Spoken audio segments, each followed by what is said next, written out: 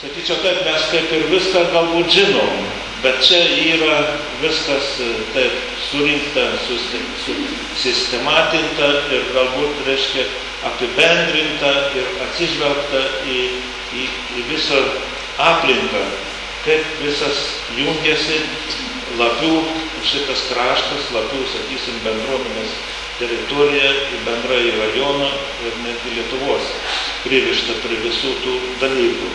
Todėl aš, jeigu atvirai pasakyti, tokią rimtą studiją, galbūt ir pirmą kartą,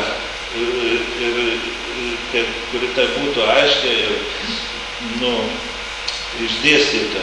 Sakysim, kad ir buvo rajono bendro plano pristatymas, bet niekada ten nebuvo taip įdomiai ir taip su tokiom mintim įvairiom pristatyta. Taigi, galim tik pasidžiaugti tuo darbu, kuris yra padarytas ir manau, žinoma, šiandien sunku pasakyti, kiek tai bus nauda, bet jinai bus nauda to darbo, todėl, kad jeigu mes matom visumą, mes galim spręsti, ką daryti šiandien. Taigi, aš jumis labai sveikinu su tuo projektu ir linkiu, dėkoju autoriui už labai įdomų pristatymą, tiesiog minčių, idėjų, įvairių pasiūlymą.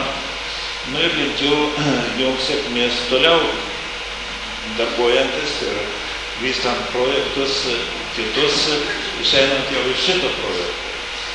Taigi sėkmės.